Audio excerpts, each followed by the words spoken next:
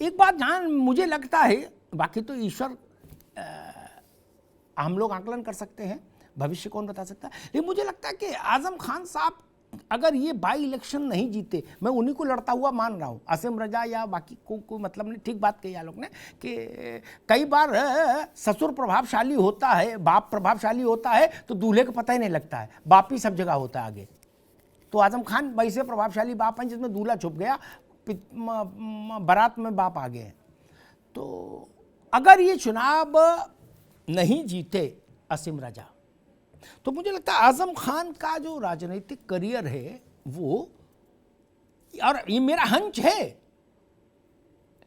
और समाजवादी पार्टी और आजम खान के रिश्ते दोनों ही बुरी तरीके से डैमेज हो जाएंगे। क्योंकि अब स्थिति ये है कि जो मुझे लगता है मनोवैज्ञानिक तौर पर कि सपा भी आजम खान साहब को के लिए बहुत लोड नहीं लेगी। वो जानती है कि विवाद खड़ा करते हैं बार बार। भाई जब केजरीवाल ये कहने लगे कि भाई मैं हिंदू हूं तो हिंदुत्व नहीं करूंगा तो क्या करूंगा, तो समाजवादी पार्टी को भी समझ में आ रहा है कि भैया आजम खान साहब तो जो कुछ थोड़ा बहुत हम दाएं बाएं करके गाड़ी मोड़ कहीं खड़ी भी करें ये तो पलट देंगे। ये बात जयंत को भी समझ में आ रही है, अखिलेश यादव को भी आ रही है, बहन जी को, सबको आ रही है जिसको हिंदुस्तान में राजनीति करनी है। केजरीवाल कम समझदार हैं। आज उनसे पूछा गया तो उनका भाई बिल्कुल हिंदुत्व की राजनीति करूंगा, क्यों नहीं हिंदुत्व करूंगा, मैं हिंदू हूं। वो जान रहे हैं।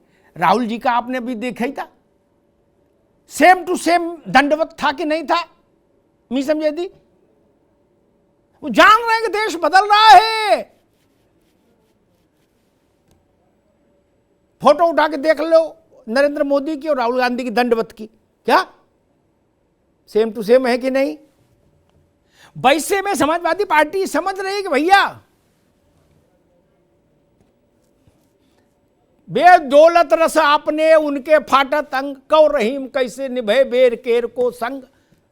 जब अयोध्या का मामला था, एक तरफ कल्याण सिंह हौके हुए थे, एक तरफ मुलायम सिंह हौके हुए थे, तो आजम साहब की उपयोगिता थी समाजवादी पार्टी में। अब सॉफ्ट हिंदुत्व की ओर जाना है समाजवादी पार्टी को भी। वहां आजम खान कहां फिट होंगे। और एक बात आई थी अपराध की, टिप्पणी कर दूं मैं, मन में आ गई तो कर दूं। ये सब बातें बेमानी है मित्र, है ना। मदन भैया के अब तक के जीवन में जितने मुकदमे उन पर लगे, कोई सरकारी कार्य में बाधा का थोड़ा ना है।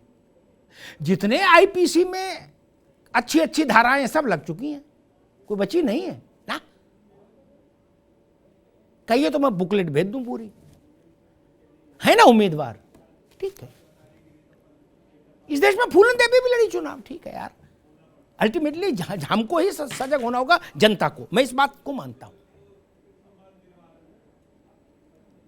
लेकिन मदन भैया खड़े हो गए तो हो ही गए, कौन रोक लिया। अब मदन भैया की कारगुजारी सबको पता है। अब तो ढलान है उम्र की मदन भैया की। जब उफान पे थे रोहित बाबू, अरे राम का नाम लो, कोई थाने का रजिस्टर नहीं बचा जिस खाली। लड़े ना, अतीक भी लड़े, मुख्तार, ठीक है। इस विषय में मैं बहुत बहस नहीं करता, जनता को निर्णय करने दीजिए। राजनीतिक लोग नहीं मानेंगे, वो अपनी जरूरत के हिसाब से उम्मीदवार लड़ाई देंगे। मैनपुरी के लिए मुझे एक बात लगती है कि शिवपाल जी को ये बात नहीं कहनी चाहिए थी, दो कारणों से। एक, समाजवादी पार्टी का चुनावी हित इससे प्रभावित हो गया, ऐसा मैं मान रहा हूं, नुकसान हो जाएगा। और दूसरा, व्यक्ति की गरिमा के भी विरुद्ध हैं इस तरह के बयान। मत दीजिए, आप बड़े नेता हैं, ऐसी बात क्यों बोलते हैं। छोटा कार्यकर्ता बोलते समझ में आता है, डांट दे आप ही बोलेंगे तो फिर तो ठीक नहीं, नीचे वाले तो और अभद्रता करेंगे, फिर ये भाषा ठीक नहीं।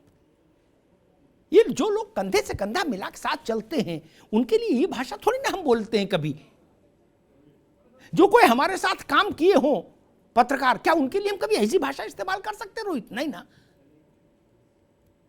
कि वो मेरी गाड़ी के नीचे दिस थे और दैट थे, नहीं ना, सहयोगी थे, सहकर्मी थे, साथी थे, छोटे भाई थे, कुछ कह लीजिए, शिष्य थे। करे अब शिष्य होने लायक भी नहीं, अब शिष्य का इम्तिहान अलग की होगा क्या? और जब कुछ नहीं था तो उसको वाइस प्रेसिडेंट क्यों बनाए थे अपनी पार्टी में? ये भी तो सवाल उठता है। रघुराज शाक्य कुछ नहीं है तो चाचा उसको आपने वाइस प्रेसिडेंट क्यों बनाया था अपनी पार्टी का? कुछ तो देखा होगा। ये विषय महत्वपूर्ण है। और खतौली के लिए मैं कहूंगा, मसला केवल खतौली का नहीं, कवाल जिस कारण से हुआ उस कारण के पीछे जो मानसिकता है वो मानसिकता अब प्रदेश में नहीं न चल रही है, न चल पाएगी। सारे दलों को मन से और चाहे बेमन से उस मानसिकता से अपने को दूर खड़ा करना होगा चुनाव के संदर्भ में, जान लीजिए।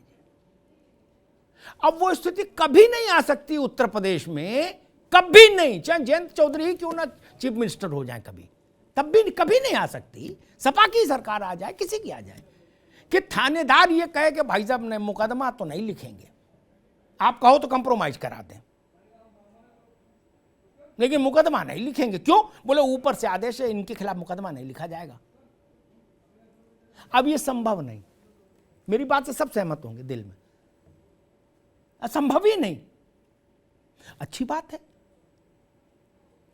किसी की बेटी उठ जाए, उसके साथ ऐसा हो जाए और मुकदमा नहीं लिखवा पाए आदमी, ये कैसा तरीका है?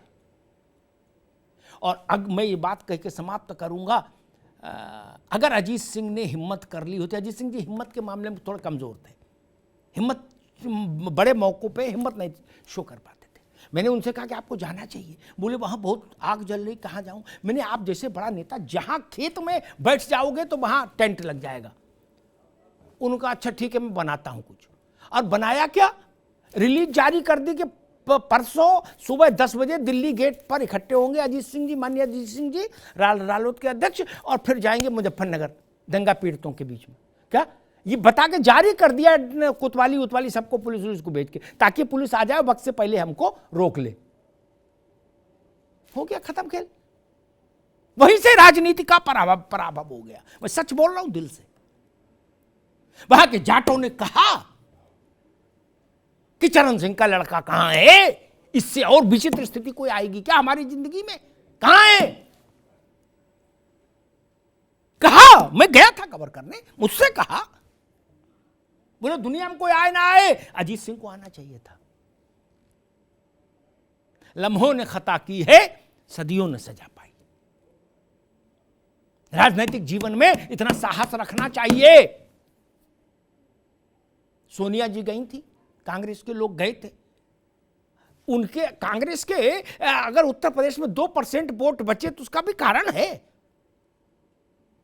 2 तरह के शिविर लगे थे, एक तरफ एक पीड़ित वर्ग था, दूसरी तरफ दूसरा पीड़ित वर्ग। वो एक ही पीड़ित वर्ग में गई और चली आई वापस, दूसरे में गई नहीं। तब फिर क्या होना था? जो होना था वही हो गया कांग्रेस का। अब लोग पूछते हैं कि कांग्रेस क्यों हारी। अब इस बात का जवाब देने की जरूरत है क्या? कांग्रेस जीत जाती तो संशय होता, नहीं। सोनिया गांधी एक ही वर्ग से मिलकर चली आई, दोनों घायल हुए, दोनों के कष्ट हुए, तो मैं दोनों से मिलना चाहिए था। लेकिन अच्छा है, अब कम से कम राजनीति में वो सब चीजें हमेशा के लिए बंद हो गई। ये अच्छा है। कमाल जैसी स्थिति कभी दोबारा प्रदेश देश में पैदा नहीं होनी चाहिए। मिलके रहिए, कानून के अधीन रहिए, चाहे हम हो चाहे कोई दूसरा हो। भारत में रहिए, कानून के अधीन रहिए, बात खत्म। किसी व्यक्ति की अधीनता की बात नहीं है, लेकिन कानून की अधीनता तो रहेगी ना। आप अपराध करें तो आपके खिलाफ मुकदमा तो लिखा जाए। ये क्या कोई राज्य की नीति बन जाएगी कि फलां के खिलाफ मुकदमा नहीं लिखा जाएगा प्रदेश में? मालूम क्या कह रहे थे उस वक्त लोग? रोहित बाबू में गया था, हैं, तो कहते थे कि यूं साइकिल वाले को घेर ले भैया, पहले इस यूं ही पटक के मारो। क्या ये स्थिति थी समाजवादी पार्टी के लिए पश्चिम में? उस दंगे के बाद। आपको एहसास होगा, बहुत विचित्र स्थिति बन गई थी। वो दंगा मन पर असर कर गया। इसलिए ऐसी स्थिति दोबारा ना हो, ये हम सबकी जिम्मेदारी है।